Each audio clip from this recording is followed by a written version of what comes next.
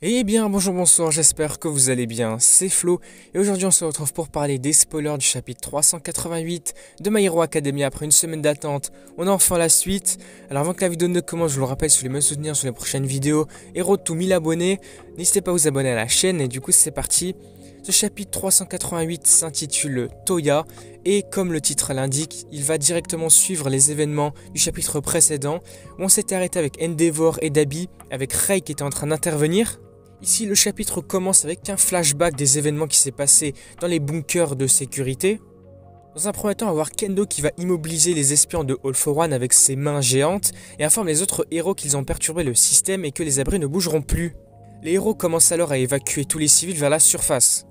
On voit d'ailleurs les robots de Yui qui sont là aussi et sont prêts à emmener les gens vers d'autres espaces sécurisés. Tout ce qu'ils ont à faire est de leur donner un ordre. Les héros demandent aux civils de ne pas regarder de l'autre côté, donc derrière eux, pour éviter de voir la sphère de chaleur géante de Dabi. Seulement les Todoroki ne tiennent pas compte de cet avertissement. Rei fait une expression assez inquiétante, elle est très inquiète, on le voit vraiment à son visage, et monte immédiatement dans un des robots qui est en forme de vélo, demandant à Natsuo de protéger sa sœur. Elle demande ensuite au robot de l'emmener à la source de cette chaleur. Le robot dit qu'il est là pour suivre les ordres de l'humain, et c'est ainsi que le flashback se termine. Nous sommes maintenant de retour dans le présent, le robot a été complètement détruit par la chaleur et en quelque sorte mort, je sais pas pourquoi ils insistent là-dessus, en levant le pouce. Nous arrivons maintenant pile au moment où on s'était laissé au chapitre précédent, c'est-à-dire Rei qui arrive face à Endeavor et Dabi. On la voit crier Toya alors que son visage continue de brûler. C'est aussi, on l'avait vu, le visage de Rei était complètement en train de brûler à cause de cette chaleur intense. Alors est-ce qu'à la fin, toute la famille Todoroki aura des cicatrices dues aux flammes? Ça serait hilarant. Endeavor se demande si elle se maintient en vie en utilisant sa glace sur elle-même et prévoit de faire la même chose avec Toya.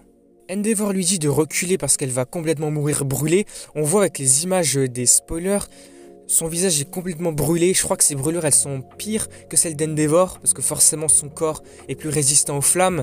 Du coup le corps de Rei est beaucoup plus affecté par les flammes. On voit que son visage limite, sa peau est en train de s'arracher. Enfin, c'est abusé, c'est complètement brûlé.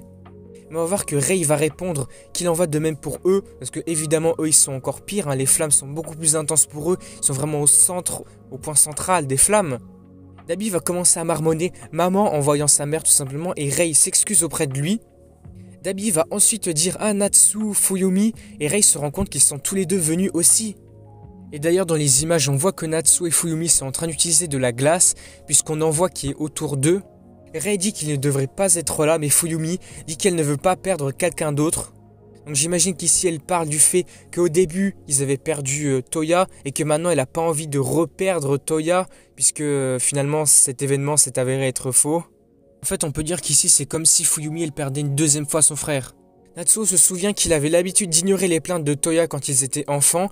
Il s'imagine lui parler directement quand il était enfant et crie « Arrête de causer autant d'ennuis, stupide frère !» On s'imagine peut-être ici que Natsu a peut-être des remords, des regrets concernant Toya, et que peut-être s'il l'avait écouté ne serait-ce qu'un peu, les événements ne seraient pas arrivés jusqu'à ce qu'ils sont maintenant.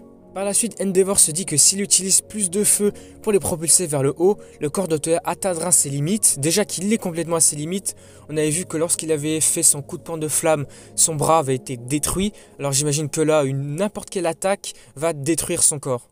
Alors là, je crois qu'on a peut-être une petite erreur de traduction, je ne sais pas trop comment c'est tourné en fait dans le scan.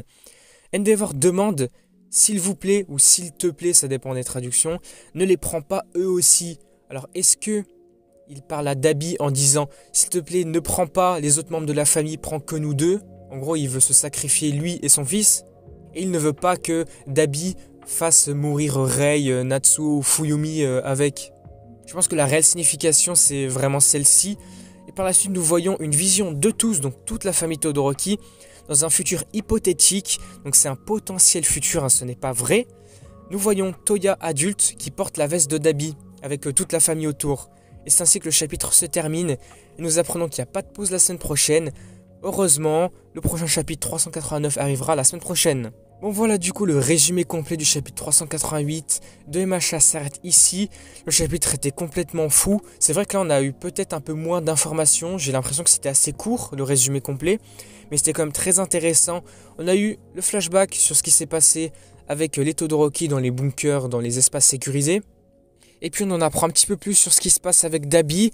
Alors est-ce que Dabi pourrait redevenir gentil en quelque sorte. Déjà, est-ce qu'il va réussir à survivre? Et j'imagine que c'est possible si tout le monde utilise sa glace sur lui, ainsi que lui-même avec son propre alter de glace qu'il a pu développer, il pourrait survivre. Alors après, quand on reprend ce qui se passe avec la dernière page du chapitre, on voit la famille Todoroki dans un potentiel futur. Ici, le chapitre insiste bien sur un potentiel, un hypothétique futur. Alors, est-ce que Horikoshi nous montre ça pour nous montrer simplement un futur qui pourrait exister, ou est-ce que c'est ce qui se passera vraiment? En tout cas, c'est vrai qu'ici, ça pourrait être incroyable, revoir une famille Todoroki complètement soudée, qui se reconstruit finalement. Alors ici, je vous laisse vous faire vos avis dans les commentaires, n'hésitez pas à me faire part de ceci. Du coup, je pense qu'on va s'arrêter ici pour cette vidéo, j'ai vraiment hâte du prochain chapitre. Est-ce que le prochain s'accentuera encore sur ces événements-là avec Dabi et la famille Todoroki, ou est-ce que finalement on va passer d'un autre côté? Est-ce qu'on va revenir du côté de Deku et Shigaraki? Ce serait bien. Ou encore du côté de Bakugo, ce serait encore mieux, parce que ça va faire presque un an, je crois que j'ai dit la semaine dernière déjà, qu'on n'a pas eu de nouvelles. Alors franchement, moi j'attends que ça, revoir Bakugo, ce serait incroyable. Du coup, on s'arrête ici pour cette vidéo. Si elle vous a plu, n'hésitez pas à liker, à commenter, à partager. Et comme je vous le rappelle, n'hésitez pas à vous abonner à la chaîne. Road to 1000 abonnés, on y est presque, allez, plus que 200 abonnés, c'est vrai que c'est énorme. Mais on y arrivera peut-être. Du coup, moi je vous dis à la prochaine.